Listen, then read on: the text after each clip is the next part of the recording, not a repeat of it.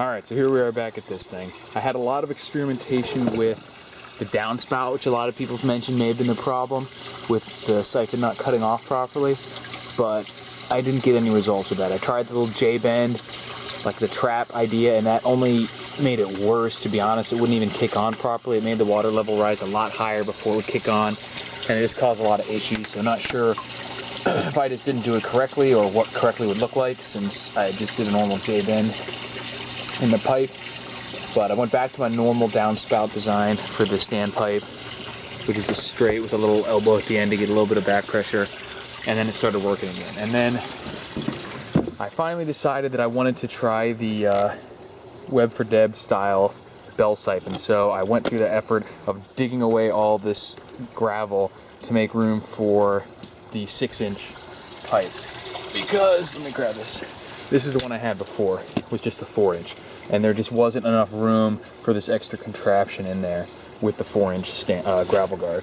So the 6-inch gravel guard gives plenty of space in there. And I have the little cup thing, and so far it's working awesome, as I can show you guys in a second. Got my little badass cover on there. Some sort of, called an atrium cap. Probably not necessary, but it looks cool. Keep leaves and stuff out of there and still lets you see what's going on. Yeah, so it seems to be working fine now. I even put a valve on the intake, or the input, I guess, from the pump, so I could slow that down a little bit. And it's still cutting on and turning off well, so that's great. Stuck my first couple plants in there. This is a pumpkin. Actually, I threw it in the an old pumpkin in the garden. I got this ridiculously huge pumpkin for Halloween. Like, I went to the lot and found the most obnoxiously large one I could find. The thing must have weighed like 75 pounds. So I lugged it around and when we carved up pumpkins, I had the largest pumpkin there, which is awesome. And then I let it like rot for like 2 weeks, and I was about to throw it in the compost pile, and I thought I could like punch a hole in it, and I damn near broke my hand. The thing was still like solid as a rock. But eventually I did throw it in the compost pile and broke it into a million pieces, and half the seeds sprouted. So I plucked one of those out of there, stuck it in here, and see what happens with that. This is another little plant I had lying around that stuck in there. So we'll see what happens. Hopefully that'll kickstart the cycle here. I put a couple feeder goldfish in the bottom. I don't even know if you can see them. Maybe you can see one or two of them swimming around down there in the back. Just to kickstart the nitrogen cycle. So now we have some fish and some plants. Hopefully we'll get a little bit of a baseline established before dumping like 50 tilapia fingerlings in there and everything. And I'm going to be sprouting some more. We have about a week or more ahead of us here of pretty cold weather. Hopefully it'll stay warm after that, because I will probably start some seedlings in. Once they get big enough, I'll throw some in here and then see if I can get this thing going, man. I'm pretty excited about it. Happy that this thing got to working out, because I went to Lowe's and had to buy like 50 million different parts, try them all out and everything. And I'll just take this up for now. It hasn't started yet. And this is what it looks like. Got plenty of room in there to reach around. This is the cap that just serves as the floating. And for those of you who haven't watched the video, Web for Deb's video, I'll put a link to it, but this is how it works, is that this floats. Obviously it's like a little boat, so when it's just sitting in the water, it floats. And then when the water fills up beyond, because it can't go up too far because of this tube, so when it gets stopped and the water keeps rising, it fills with water and then sinks. And then when the siphon kicks on, I hope I'm going to fall. It's going to fall over here. Still trying to do this with one hand.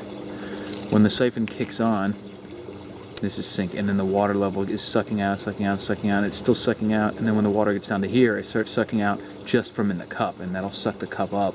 And when it sucks all the water out of the cup, it cuts off the siphon because there's no more. You know, it sends it one big gulp of air. And I put a little bevel on the edge of this here so it can't suck against the bottom of the cup and potentially cap off that and continue to pull water through here. It'll definitely break the siphon every time. And it seems to be working. I can show you guys in a second. I've got a little unique way of having to put this thing in here though. You normally float that guy, and then you, where is he? Let's see if I can get it closer. Let me just, oh, messed it up. It's hard to do with one hand. Gotta get it a little bit closer. There we go. I just always want to float away.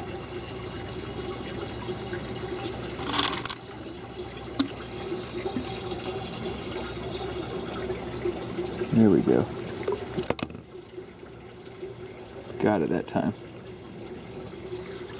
Alright, so this thing should kick on in a minute. And I'll show you guys how it works. Alright, so water just started coming out of this. Let's see how long it takes to cut on.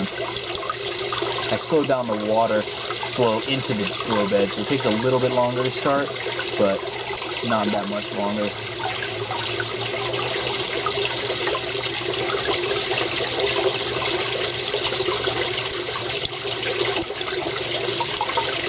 Only been about 20 seconds so far.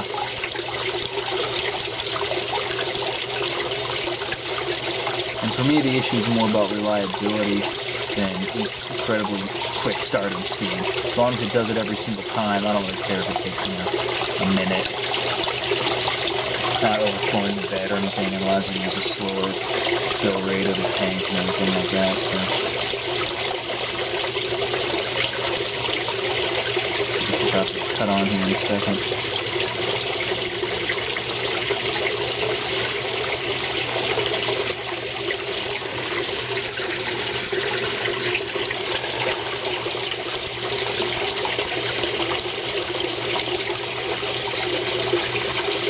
Here we go. Okay, so that looks like it's about starting full speed now, which is just about a minute.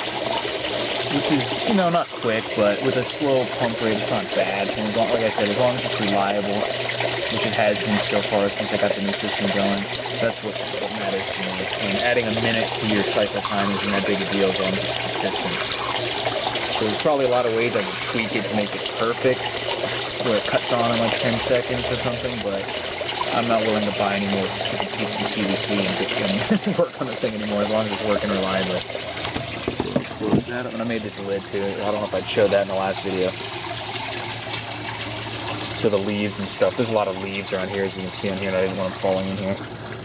So now it's draining, and I'm going to cut it back on when it's about to cut off so you can see it. Alright, so we're getting there now. Should be just about to cut off. As you can see, as the water level gets below that little cap, it'll start sucking the water out just from in the cap, which pulls it up and cuts off the siphon. Which hopefully you'll see in a second.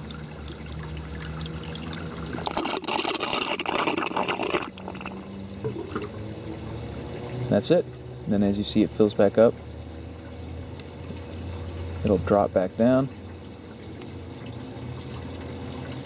Boom, and the cycle starts over again. So far it's been working pretty damn reliably, which I'm so happy with.